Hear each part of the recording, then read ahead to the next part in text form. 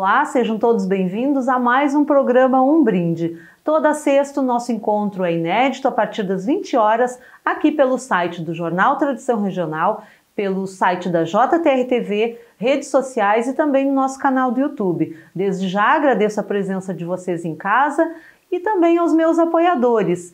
Clube Morena Rosa, Maria Helene Gênova, Emilice Calçados, Carla Oliveira, Odierno, Me Veste, Lotus Consultoria de Estilo e Não Mais Pelo.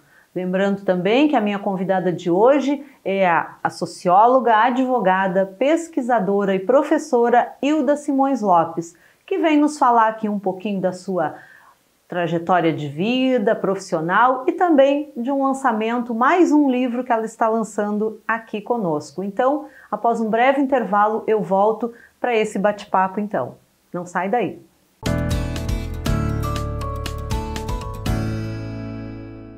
Um dos restaurantes mais tradicionais de Pelotas espera você de segunda a sábado, das 11 às 14 horas. Em um espaço requintado, oferecemos um buffet de pratos quentes e saladas, com carnes, peixes e camarões. Se você é apaixonado por doces, também vai querer provar as nossas sobremesas.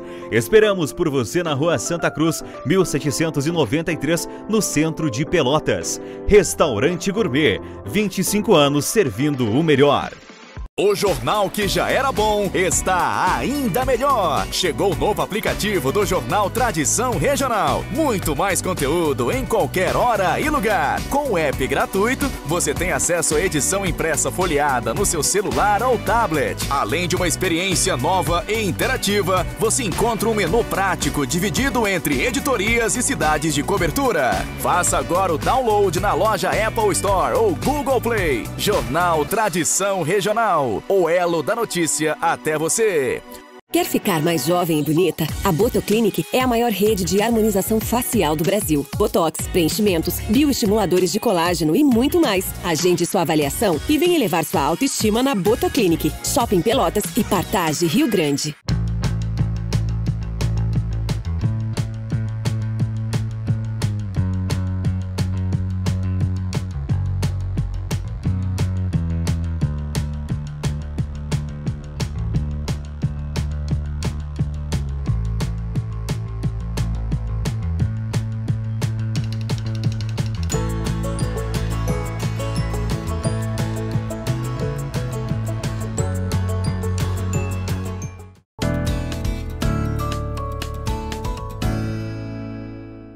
Estamos de volta então aqui com o programa Um Brinde. Como falei, a minha convidada de hoje é a socióloga, advogada, pesquisadora e professora Hilda Simões Lopes. Seja muito bem-vinda ao programa, Hilda. Muito obrigada. Boa tarde a todo mundo.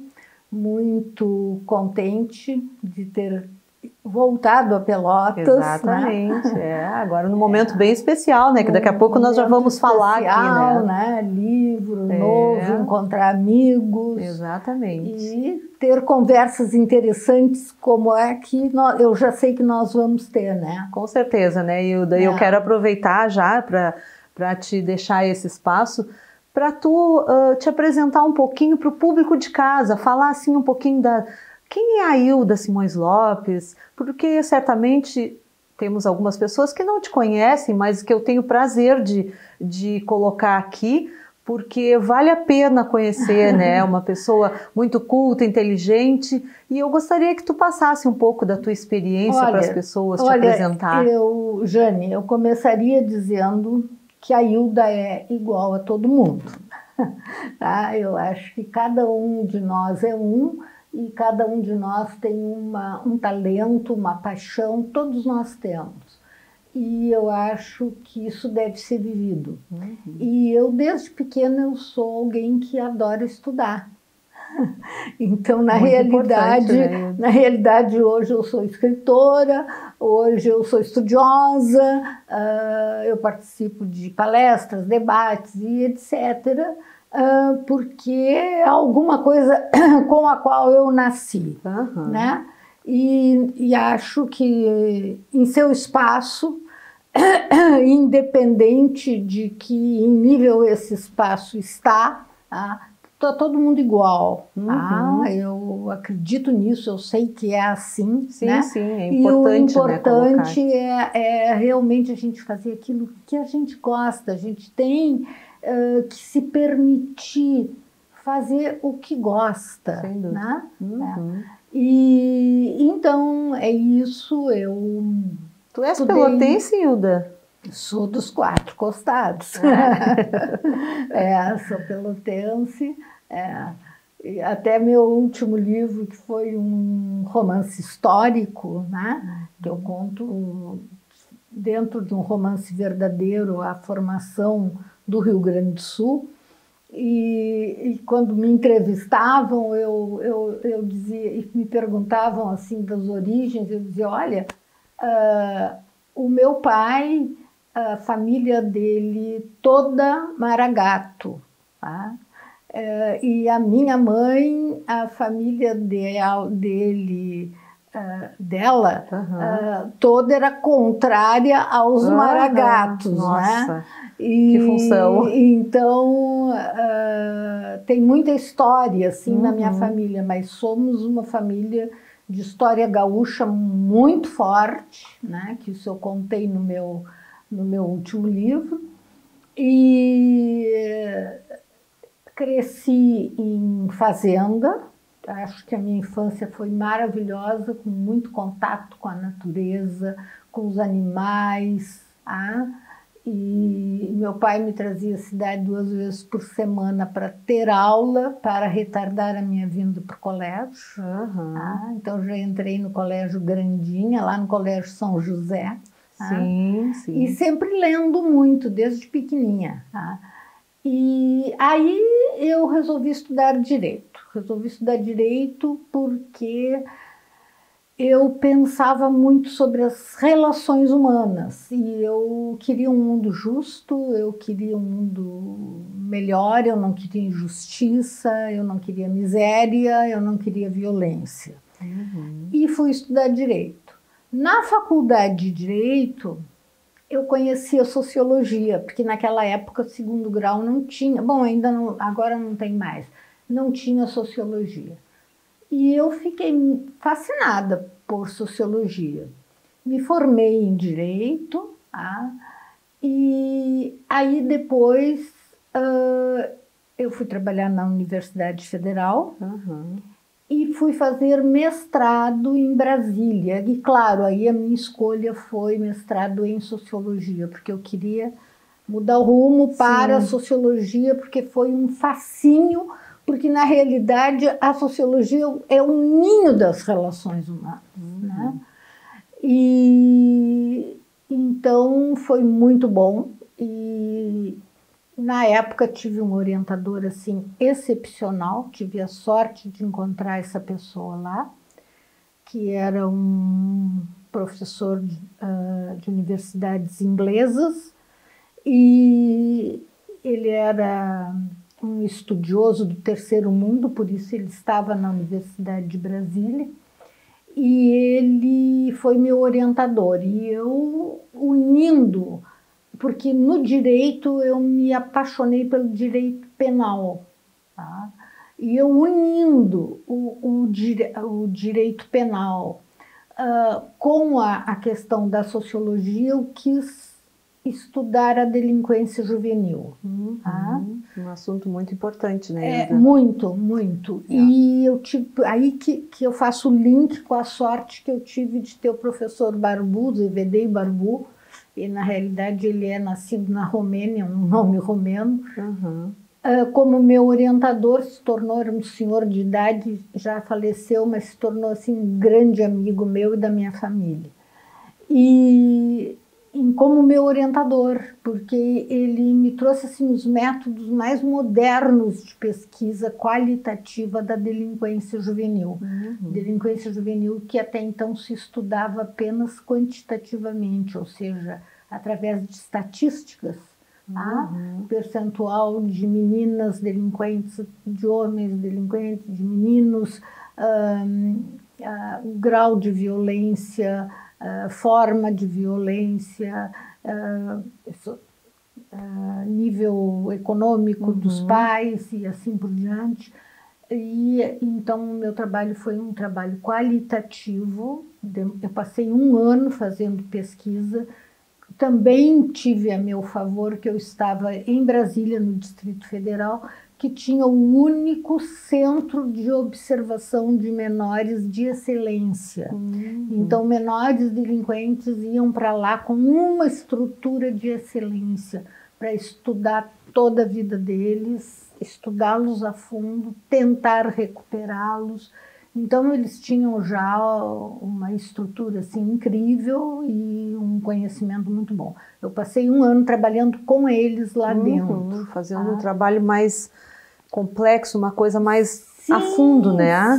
Sim, eu li, eu entrevistei delinquente por delinquente, assim, e antes deles sentarem à minha frente, eu já tinha lido o processo, a anamnese, falado com psicólogo, com pedagogo, com médico, às vezes com família. Então, eu tinha um retrato completo da vida do menino ou da menina antes de sentar na minha frente. Então, eu fiz a minha tese com delinquentes juvenis. A universidade quis que eu a publicasse, deu origem ao meu primeiro livro, chama-se Do Abandono à Delinquência. Tá? E depois retornei para a Universidade de Pelotas como professora de Sociologia. Criamos aqui, eu fui uma das que participei ativamente da criação ou pós-graduação em Sociologia, que depois eu coordenei, e criamos o Centro de Pesquisa em Ciências Sociais aqui. Então, eu coordenei várias pesquisas sociais aqui. Então, já estendendo mais a sociologia. Então, eu pesquisei migrantes rurais, migração rural urbana. Eu participei durante vários anos de uma pesquisa nacional da ANPOX, que é a Associação Nacional de Pesquisa em Ciências Sociais, sobre mulheres chefes de família. Isso era final do século XX, do século passado, parece, né? Parece muito longe, né, Hilda? Então, e aí era um momento em que no Brasil crescia de forma avassaladora as chamadas famílias monoparentais, ou seja, família que é só a mãe e os filhos ou só o pai e os filhos, tá? Por diversas razões, evidentemente que a maior parte eram monoparentais com mulheres chefes de família. Tá? Recém tinha sido sancionada a lei do divórcio, tá? E então a ANPOX pediu a sociólogos de diferentes universidades do Brasil inteiro para pesquisar essa ocorrência social, tá, em seus estados. E eu pesquisei aqui do Sul. Eu coordenei essa pesquisa aqui do Sul. Foi uma pesquisa bastante grande, muito interessante. Tá? Nós nos reuníamos em Minas para debatermos o andamento das pesquisas. Tá? Então, nessa época, eu trabalhei muito com mulheres, com a situação da mulher.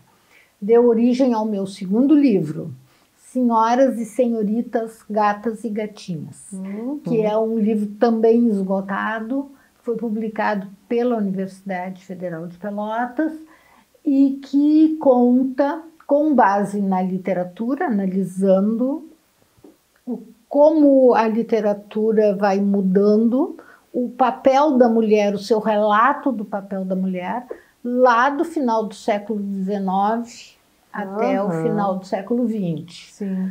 E então é um livro sobre a evolução do papel da mulher na sociedade. Tá? E então foi talvez, além dos delinquentes juvenis, a questão da mulher na sociedade é mais trabalhada por mim. Nosso grupo era um grupo muito ativo, fizemos muitas palestras, muitos debates, foi muito interessante. Ainda fiz também uma pesquisa que eu gostava tanto dela que chegou o tempo de eu me aposentar e eu retardei a minha aposentadoria. Viu? Por De tão bom um que ano, estava o teu trabalho. Pela paixão, Claro, aquilo que eu te falei, eu sou isso, apaixonada por é. estudar, né? Para poder ir além. Claro, para dar continuidade, e até né? porque a professora que eu tinha pedido a pesquisa se tornou assim meio a minha paixão, aquela pesquisa, e tinha uma antropóloga da universidade fazendo doutorado na USP, em São Paulo, e eu consegui que ela pegasse a pesquisa, a coordenação, para eu poder me aposentar. Então, e ela demoraria para retornar, então eu ainda segui trabalhando, só quando ela voltou eu entreguei a coordenação para ela, que foi uma pesquisa com a cultura pomerana, aqui no Rio Grande do Sul. Que é muito forte, né? Aqui. Sim, e foi muito interessante, porque essa pesquisa foi encomendada ao nosso reitor da época pelo embaixador da Alemanha num encontro em Brasília. Eu sei que lá no Sul tem comunidades pomeranas e nós sabemos que elas estão entrando em crise e não dá para a sua universidade fazer essa pesquisa, enfim, né? Sim. E era o doutor Amilcar Gigante na época, o reitor, e ele me pediu para eu coordenar essa pesquisa. E eu peguei e foi assim muito, muito, muito interessante, porque foi uma pesquisa que nos permitiu sentirmos, olhando, ouvindo, indo lá participar, a transformação da comunidade através do nosso trabalho. Foi muito gratificante. Tá?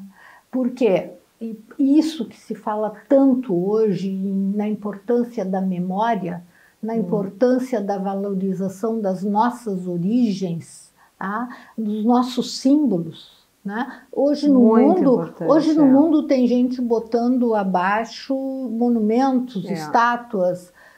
Isso por questões absurdas, políticas, religiosas. Absurdas, completamente mesmo. frágeis. E estão cortando as próprias raízes. As próprias raízes, a sua própria história, né? As nossas raízes são muito importantes. Nós não sabemos, mas nós somos animais também simbólicos. E esse simbolismo, ele nos dá chão, ele nos dá força, ele nos auxilia a termos um forte sentido de vida. E então isso é uma coisa sabida, né? Por exemplo, que migrantes, quando vão para um lugar estranho, eles sempre procuram fazer o vinho que faziam lá, comer a comida que comiam lá, criar alguns hábitos que tinham no seu local de origem. E aí tem um fenômeno que a gente chama em sociologia de desafio-resposta. Para quem sai da sua comunidade e vai para uma outra comunidade, outra cultura, no caso dos pomeranos que saíram lá do nordeste da Alemanha e vieram para cá fugindo da guerra, e pior ainda, a Pomerânia terminou no final da Segunda Guerra, parte dela foi anexada à Rússia, ela terminou. E eles aqui, com uma cultura muito própria, que era dentro da própria Alemanha, porque era uma cultura mais pobre, era uma região pobre, e eles queriam se adaptar. Então, o Brasil era um desafio à cultura brasileira. E a resposta do imigrante ao desafio que a nova comunidade lhe apresenta é buscar de forma mais intensa os símbolos da sua origem. Então, tu chegas na comunidade pomerana, tu começas a ouvir as memórias deles e, por exemplo, as noivas lá casavam de preto, porque na Pomerânia as noivas se casavam de preto. E eles, quando havia um casamento, tinham um casamenteiro, que era um da comunidade que montava num cavalo todo enfeitado com flores e ia de casa em casa convidando. Rituais de enterro, rituais litúrgicos, danças, comidas.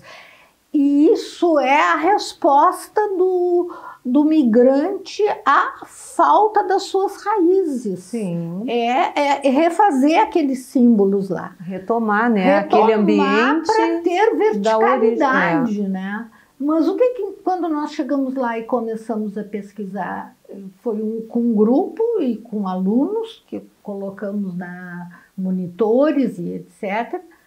Eles estavam entrando, realmente a informação do embaixador alemão era verdadeira, eles estavam entrando numa decadência violenta com a crise, porque entrou a cultura do fumo.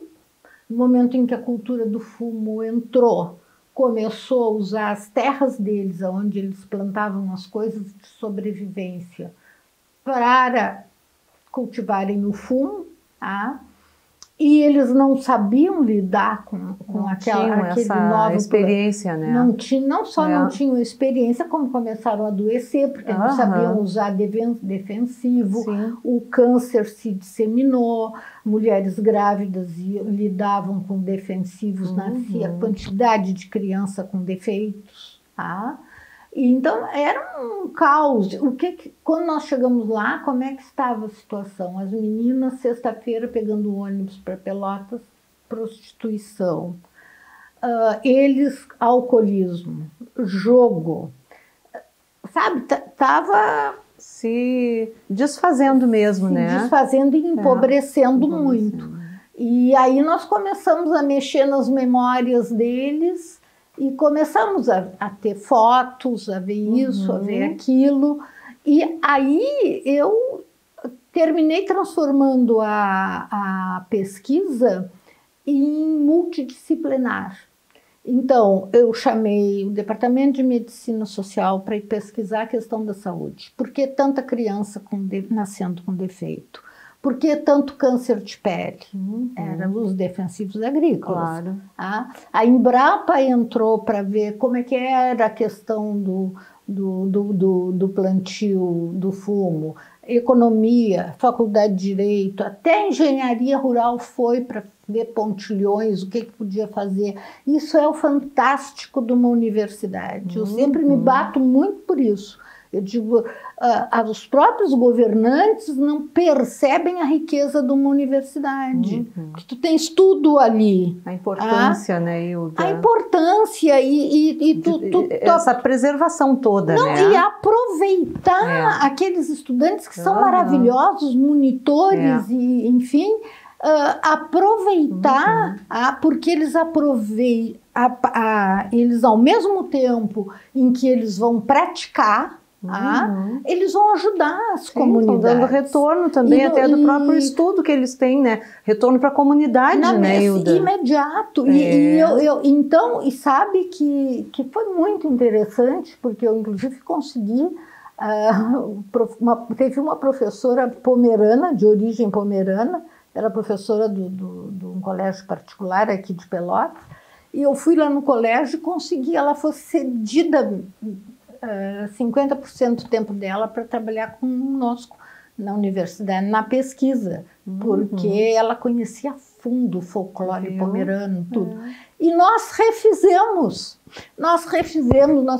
um museu pomerano, nós conseguimos refazer as roupas das danças, auxiliada por ela muito, e retornou, sabe? E ajudamos a se afastar do plantio do fumo, tomarem consciência do problema. Tomar outro rumo, né?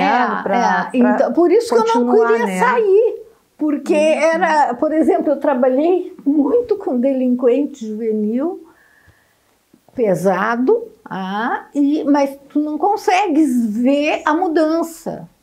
Tu pode escrever sobre o que tu vês, os caminhos a serem tomados para tentar mudar. Mas nessa aí foi uma resposta, assim, sim, de fato, tu viu a mudança, né? A mudança. Tu trabalhou, tu fez aquele trabalho todo ali com outras pessoas eles resgatando os valores, a cultura, os símbolos, as danças, o folclore. Que isso é então, essencial, né? É muito interessante. Então... e esse material te rendeu algum livro especificamente sobre isso ou não? Depois que eu já tinha me aposentado, o grupo, quando a pesquisa foi encerrada, foi publicado pela Universidade Federal de Pelotas, um livro sobre a cultura pomerana. Muito bem, então muito interessante. E tem coisas, eu começo a contar coisas dessa pesquisa, e até vínculo com a Alemanha a gente depois fez. Viu? Então, tu te apaixonou, né, por essa parte da pesquisa. Eu me apaixono por qualquer pesquisa, porque que bom, eu gosto Faz com amor, conhecendo, de estudando, eu adoro. E, enfim, então é isso aí. Trabalhei como pesquisadora, trabalhei como professora, adoro aluno. Que bom, é sempre muito importante essa questão do ensinar, né? Tu tá passando todo esse teu essa tua experiência, né, Hilda?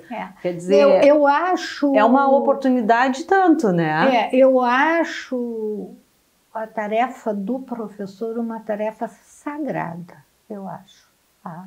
Porque te colocam à frente, ou crianças, ou adolescentes, ou adultos. Eu trabalhei dando aula em pós-graduação. Adultos também. E sempre que o aluno está ali buscando ampliar o seu conhecimento, a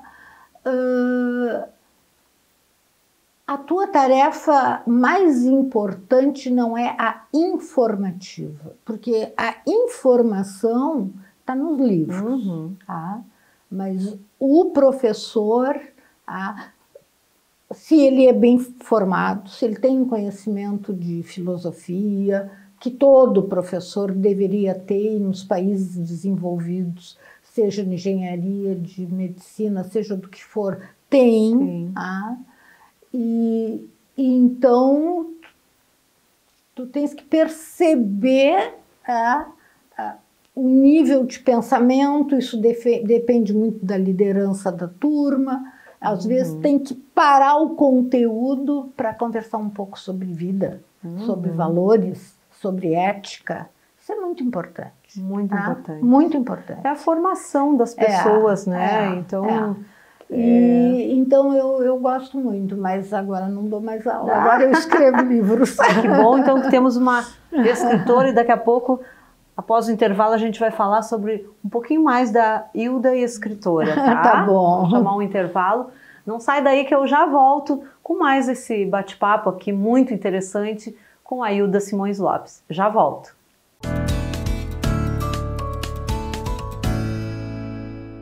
Quer ficar mais jovem e bonita? A Botoclinic é a maior rede de harmonização facial do Brasil. Botox, preenchimentos, bioestimuladores de colágeno e muito mais. Agende sua avaliação e venha elevar sua autoestima na Botoclinic. Shopping Pelotas e Partage, Rio Grande. O jornal que já era bom está ainda melhor. Chegou o novo aplicativo do Jornal Tradição Regional. Muito mais conteúdo em qualquer hora e lugar. Com o app gratuito, você tem acesso à edição impressa folheada no seu celular ou tablet. Além de uma experiência nova e interativa, você encontra um menu prático dividido entre editorias e cidades de cobertura. Faça agora o download na loja Apple Store ou Google Play. Jornal Tradição Regional, o elo da notícia até você.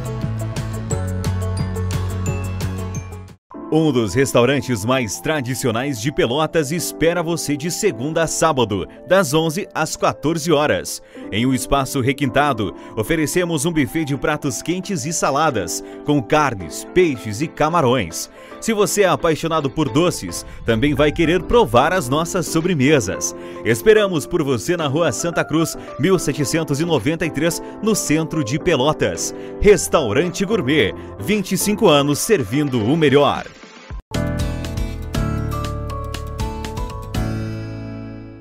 Voltando então aqui com o nosso bate-papo com a Hilda Simões Lopes, né? Para quem está chegando agora, socióloga, advogada, pesquisadora e professora, e que hoje vem nos brindar com a presença dela, e a gente já está aqui num bate-papo falando um pouquinho, né, da tua história, né, Hilda?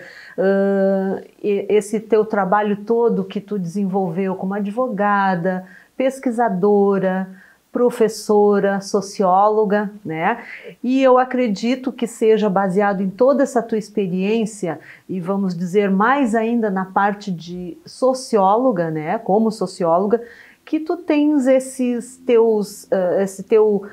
essa tua trajetória como escritora, que já estamos chegando no livro de número 10, não é? Então eu queria que tu colocasse assim brevemente quando tu começou de fato assim a Hilda escritora, e quais são os livros que tu já lançaste?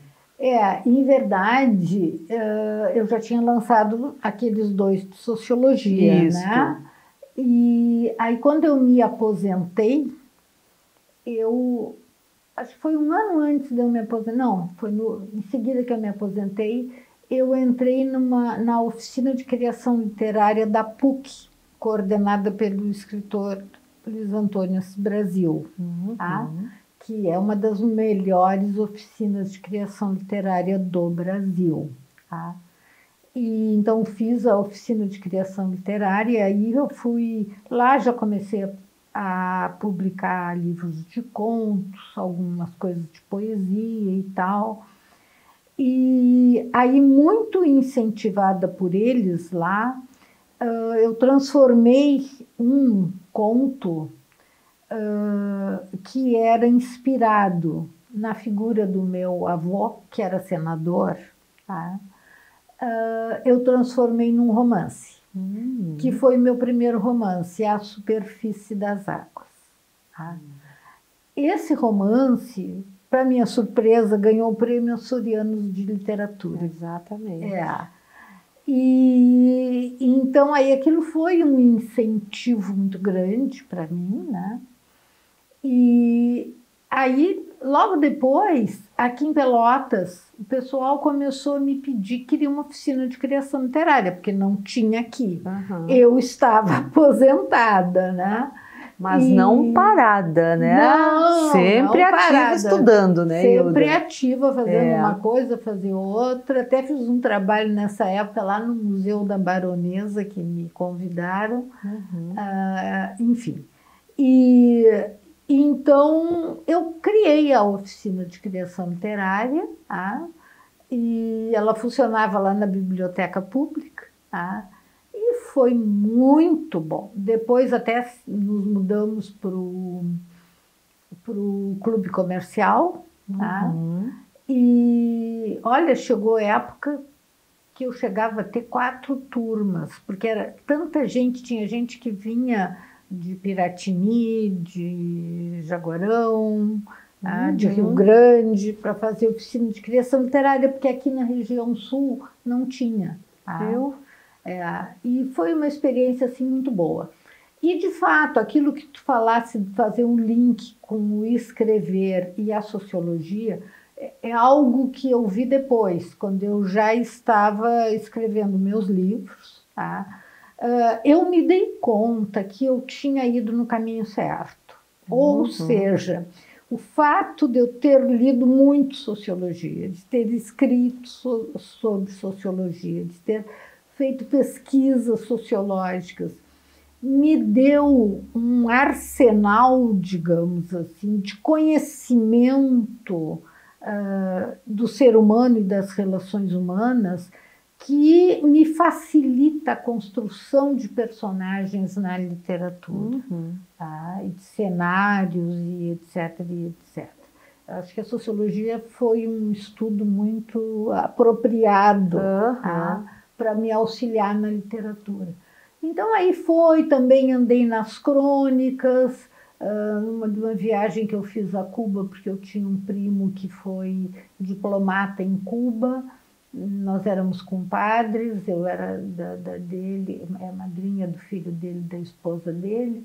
Então eu fui, passei mais de um mês lá, conhecendo como é que era. Foi meu primeiro livro de crônicas. Cuba, Casa de Boleiros. Tá? E aí foram surgindo outros. Vários, né? Nesse meio tempo, eu rabiscava em cima do que eu tinha conhecido no meu trabalho com os delinquentes juvenis, eu ia rabiscando contos, porque foi do que eu conheci na vida, o mais impactante foi a vida dos delinquentes. Crianças, jovens, moços, tá? Um grau de sofrimento, de violência interna, violência externa, de maltrato, assim, absurdo. Bem pesado. E aquilo, né? Então, de vez em quando, eu lembrava do caso de um, do caso de uma, e eu rabiscava um conto. Então, isso deu origem a um livro de contos, que se chama Expulsão, pequenininho. As pessoas tinham muita dificuldade de ler. Ele até foi bem colocado no Prêmio Jabuti. Tá? Ele ficou entre os da última linha de finalistas, sim, mas ele não é uma literatura fácil de entender. Por quê? Porque para falar de algo tão absurdo como é a vida desses meninos e dessas meninas, a palavra não basta. As nossas palavras, às vezes, elas não alcançam a realidade. É uma coisa que se diz muito no meio literário. Por mais absurda e incrível que seja a história que tu escreveres, ela jamais alcançará os níveis de coisas incríveis que a própria vida nos leva, faz. Tá? E é real. Só que aí a palavra, quando tu vais contar aquilo, ela é pequenininha e ela não, diante da dimensão daquele drama ou até daquela beleza. Às vezes são coisas lindas que a palavra... Mas a condição é a mesma, né? A palavra não alcança... Sim, é o uso da metáfora. Eu, nas aulas de criação literária, eu dava um exercício para meus alunos assim. Era mais ou menos, não levava para tragédia, sim, mas eu dizia, vem caminhando lá na praia do Laranjal, o teu personagem é semi-analfabeto, é um pescador semi-analfabeto, e de repente está aquela maravilha do sol nascendo. Vocês já viram? Já vi, já. A lagoa vermelha e o sol. E ele chega em casa e ele quer contar para a família o que ele viu. Com que palavras escrevam? E eles não conseguem. Não. Eles não conseguem, eles ficam, né? Aí, de repente, um deles resolve comparar aquele vermelhão, tá, com sangue subindo, ou o outro com uma flor, ou, enfim. Tá? Aí começam a vir as metáforas. Tá? Isso é metáfora. A metáfora existe para simbolizar o que a palavra não atinge. Tá? Sim, sim. E esses contos só com metáfora. Por isso que todo mundo, eu não consigo entender. Claro, às vezes eu tenho personagens que cortam pedacinhos do outro, tá? Físico, tá? Mas na realidade não estão cortando, mas estão cortando pela maneira como trata, pelo comportamento, pela atitude, ironia, né, das palavras com que trata aquela pessoa. Tá? Então, entende? É bem intenso, né, Hilda? Então foi um livro assim, metafórico. Tá? Depois eu até escrevi um manual de criação literária, que o pessoal me pediu. Escrevi um livro que eu achava que era necessaríssimo, mas era uma questão minha de reconhecimento meu. Porque uma das escritoras de que eu mais gosto é a brasileira Clarice Lispector. Tá? E eu acho que a Clarice tem um livro que se chama A Paixão Segundo GH. Sempre achei que foi um dos melhores livros que eu já li. Tá? Eu acho que o essencial está ali. Depois eu assisti algumas palestras lá em Porto Alegre de alguns assim, grandes escritores que eu respeito muito, que diziam um dos maiores livros da literatura universal é A Paixão Segundo GH. Eu digo, eu não estou sozinha. Concorda comigo esse, né? E sempre dava nos meus cursos de criação literária, né? O pessoal levava um choque, ai, que coisa, que livro. Claro, porque é metáfora e metáfora, porque ela fala do além da palavra. Tá? E aí eu resolvi escrever um livro que, de certa maneira, interpretasse Clarice Lispector em A Paixão Segundo GH. Tá? Então, aí eu crio uma socióloga que está fazendo pós-graduação na França, e ela é fascinada pela paixão. Ela não sou eu, é só a questão da paixão pelo livro. E o livro todo é em cima de discussões dela com outros estudantes sobre a interpretação de A Paixão Segundo GH. Tá? E, então, se chama A Anatomia de Amanda. Ela chama-se Anita e ela chama-se Amanda, e ela dizia que queria entender o mundo como aquele quadro, uma lição de anatomia. É um quadro famoso que está o cadáver assim, todo cortado, aberto, e que ela queria ver para entender a vida. E aí Amanda dizia, A Paixão Segundo GH é que te dá esse entendimento. E então, por isso eu escrevi esse livro. Agora, eu tenho uma coisa, eu tenho um problema, Jane, é que eu gosto de ler e de escrever, dar aula, conversar com o aluno, mas isso é maravilhoso, né? A parte burocrática, publicar livro, editar livro, eu acho muito chata. Isso tu já não gosta. Mas aí já passa para outra pessoa mesmo, né, o que acontece? Meus livros estão todos esgotados, o pessoal diz tem que sair. Às vezes editores em Porto Alegre, Hilda, vamos fazer a segunda edição da Superfície das Águas, vamos... E eu, vamos sim, mas deixa para depois.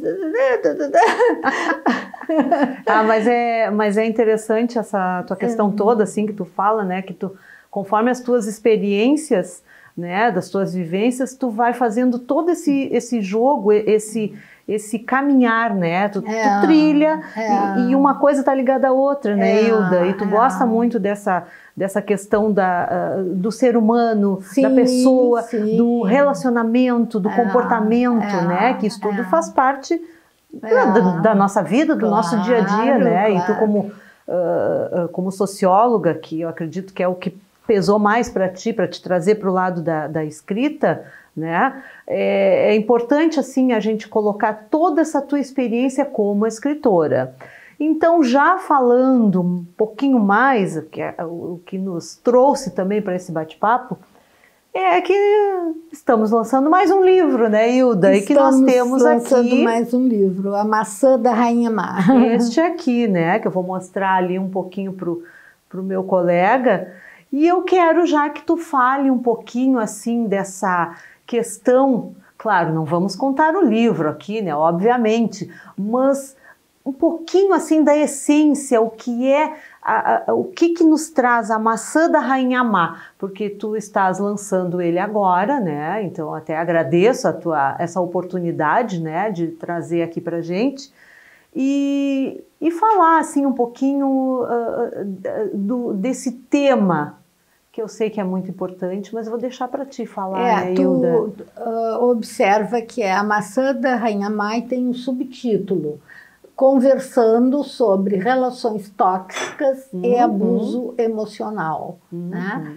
E então, na verdade, como eu falei, eu ia rabiscando aqueles contos em cima da vida dos menores de pesquisas minhas de sociologia, não só com menores, mas com mulheres, enfim.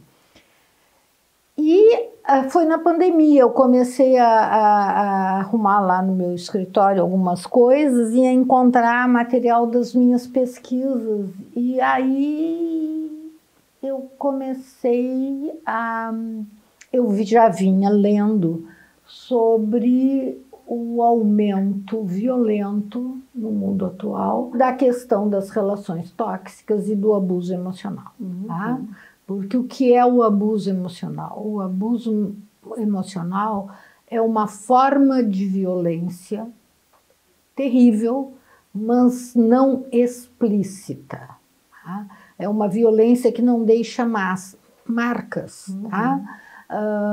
O predador, como se diz, o abusador, ele trabalha ele atua de forma subterrânea. Tá? Então, é aquela pessoa que no local onde tu trabalhas, tá? Ou num grupo de amigos, ou num grupo de qualquer espécie de grupo, ou até dentro de família, tá? Escolas, universidades, enfim, aquela pessoa que de modo subterrâneo, seja com palavras irônicas, em geral é uma acumulação de comportamentos assim, ironia, pouco caso, questionamentos cheios de desestabilização em relação ao que a pessoa fez, e que vão minando a outra pessoa. Esse tipo de comportamento é uma violência muito grande, tá?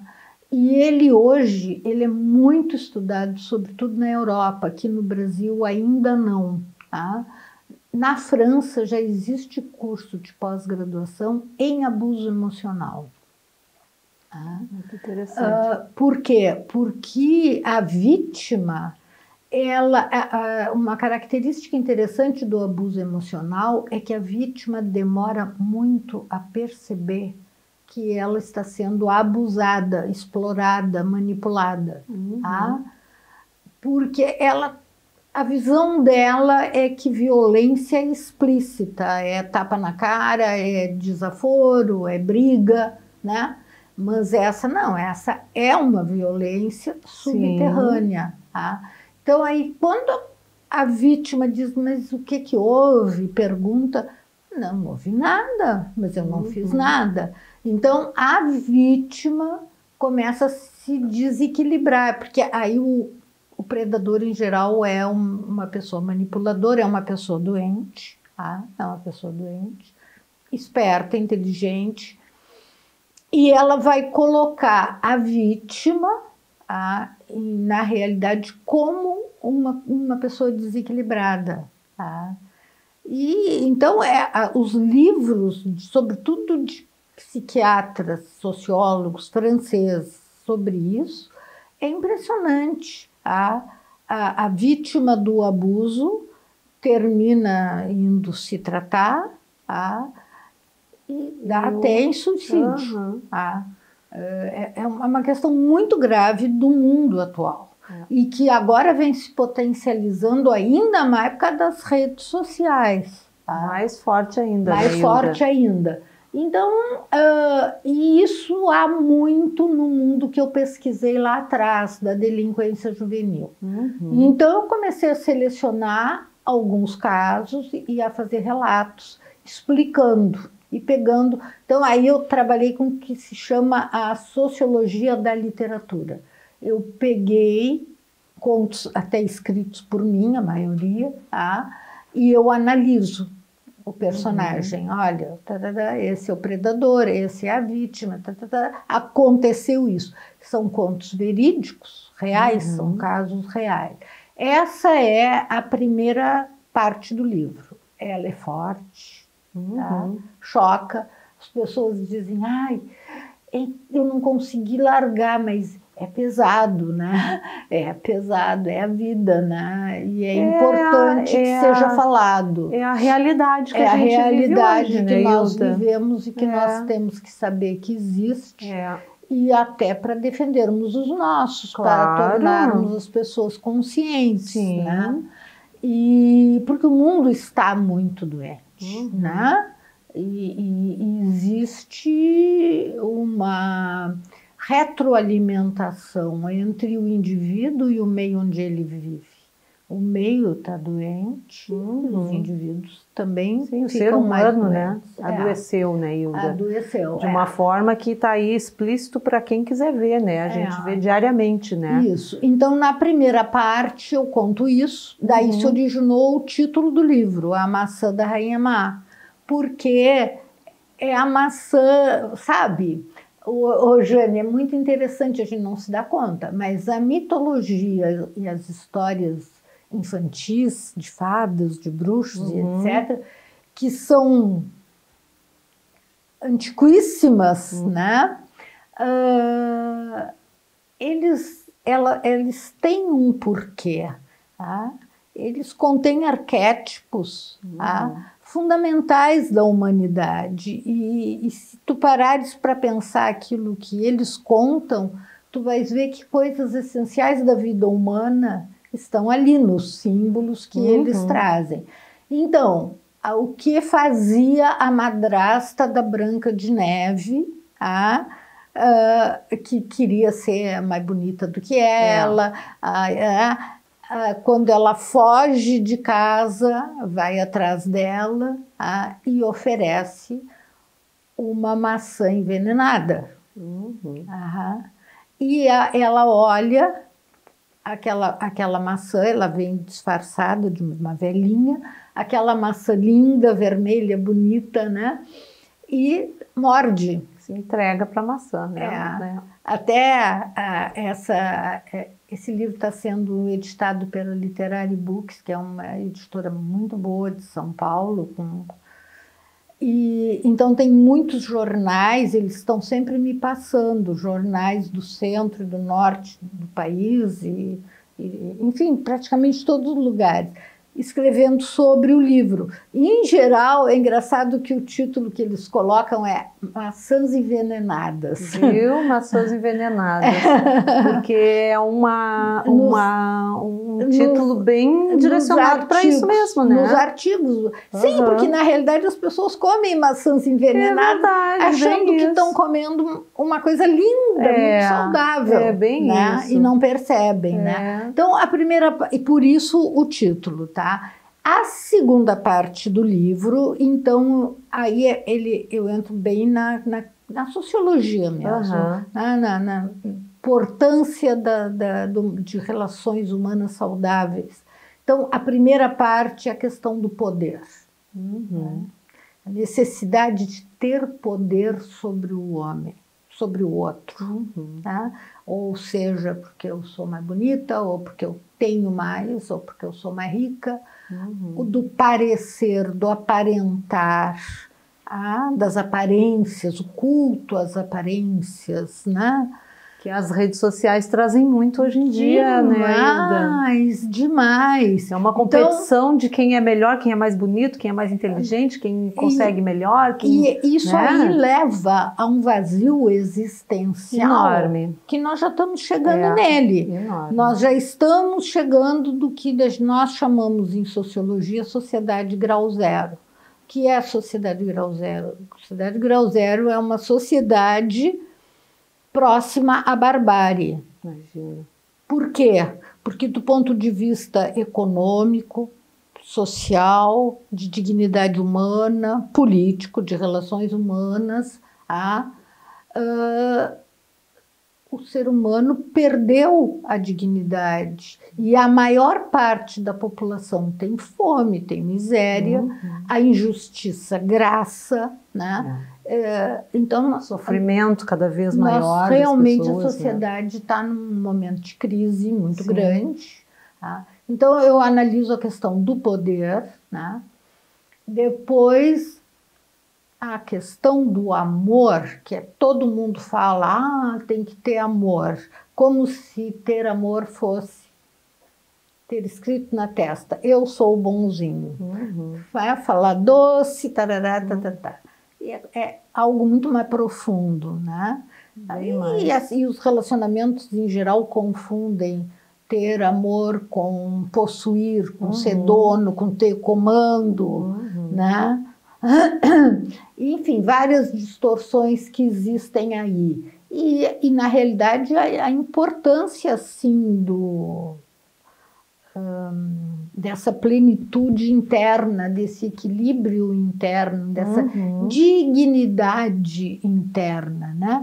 Hoje em dia, do jeito que o mundo está sendo levado, o que as pessoas mais olham no outro é o valor que aquela pessoa tem, seja como condição social, seja com o que ela tem, seja com o que ela aparenta, com o carro, a marca do carro. Bem assim, Hilda, infelizmente, né? E pessoa não tem que ter valor porque pessoa não é mercadoria.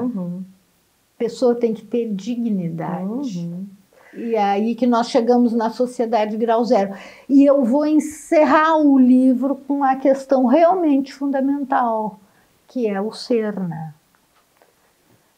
A questão não é o ter poder, a questão é exercer a tua essência, o teu ser. Cada um de nós tem um ser, né? E aí eu vou entrar, e até eu falo ali quem eu acho que melhor falou na importância do ser, que é o Shakespeare em Hamlet, né? Então eu faço ali uma síntese rápida, mas comento ali, entro na Clarice Lispector, que é o mesmo tema da paixão, né? Da paixão segundo GH, explico até o livro ali, e enfim, assim eu vou, ainda cito alguns outros. Ainda cito outros autores que eu gosto e que trabalham isso muito bem. Cito a Virginia Woolf, cito o Tabajara Ruas, o nosso escritor aqui, muito meu amigo. E ainda ontem ele falou comigo, ele agora vai começar a filmar o Juvencio Gutierrez, aquele livro dele. E uma vez a Zero Hora quis escrever sobre esse personagem dele, pediu para mim escrever. E eu sei que aí ontem... E ele agora está filmando o Juvencio. Que legal, que interessante isso. Né? Aí ele me mandou um WhatsApp, agradecendo aquela tua interpretação. Tu é bem envolvida, né, Hilda? Essa tua questão toda aí, né? Por isso que eu não tenho tempo para reeditar livro, para ver isso, tu tem que revisar. Sim. Porque tem que... Aí eu não tenho tempo. Porque mas aí tu passa isso para a editora e eles que façam, né, Hilda? Mas assim, então nós temos o lançamento aqui da Maçã da Rainha Má. vamos deixar o espaço aqui à disposição, né? Obrigada. Convidares o pessoal de casa para conhecer melhor esse trabalho. Onde vai ter o livro? Aqui em Pelotas, na Livraria Vanguarda? Aqui em Pelotas, a Maçã da Rainha Má já desde setembro está à venda na Vanguarda. Tá. Até a editora ontem me mandou um WhatsApp dizendo, olha, mandamos outra leva para a Vanguarda. Já é a terceira leva de livros que vem para a Vanguarda. Que bom. Em Porto Alegre ele está na Livraria Cultura, porque ali no shopping fica mais fácil, tá na Circula, que até depois da manhã eu vou ter um bate-papo lá com os leitores. E, enfim, então tá rodando, né? Tá fluindo, tá acontecendo. Tá. Né? Ontem eles me disseram que tinham mandado 2 caixas para Fortaleza. Que maravilha. Digo, parabéns, Hilda. Que bom, Fortaleza também tem abuso emocional. O mundo inteiro tem, né, Hilda? Isso é muito importante, né? Tem. Então, assim, ó, minha querida, eu quero te agradecer muito a tua presença aqui. Eu que agradeço. Com certeza, em outros momentos, vamos nos encontrar de novo para dar continuidade a esse bate-papo, porque eu sei que tu tem muita história boa para contar, né? O nosso tempo aqui é curto, né? Infelizmente, a gente tem que abreviar aqui o programa, mas te agradeço imensamente, espero que tu tenha sempre muito sucesso, né? Estaremos sempre presentes aí acompanhando o teu trabalho, né? Eu particularmente sou admiradora, né, da tua pessoa, do teu trabalho, então obrigada por estar aqui comigo. Eu é que quero agradecer, quero cumprimentar vocês, inclusive aqui, conversando aqui com o dono do Jornal Tradição, aqui da JTR-TV.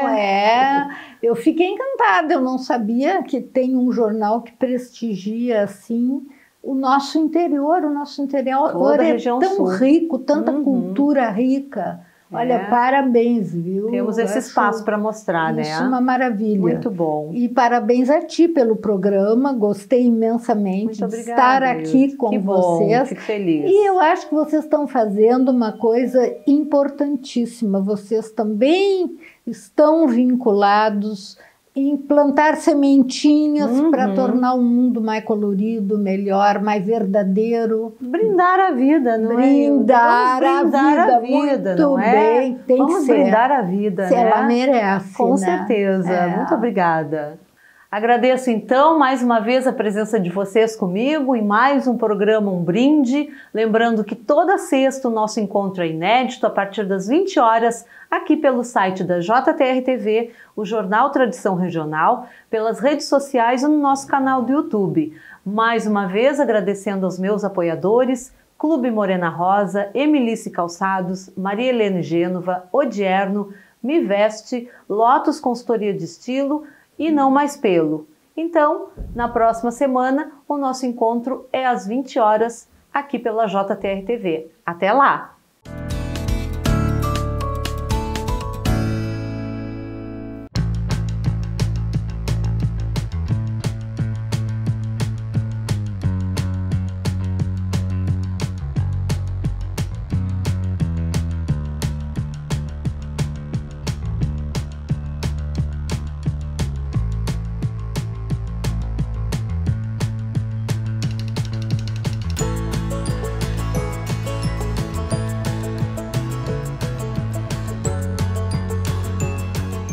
O jornal que já era bom está ainda melhor. Chegou o novo aplicativo do Jornal Tradição Regional. Muito mais conteúdo em qualquer hora e lugar. Com o app gratuito, você tem acesso à edição impressa folheada no seu celular ou tablet. Além de uma experiência nova e interativa, você encontra um menu prático dividido entre editorias e cidades de cobertura. Faça agora o download na loja Apple Store ou Google Play. Jornal Tradição Regional. O elo da notícia até você.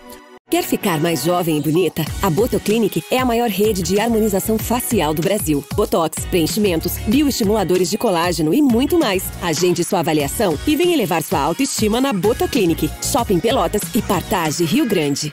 Um dos restaurantes mais tradicionais de Pelotas espera você de segunda a sábado, das 11 às 14 horas.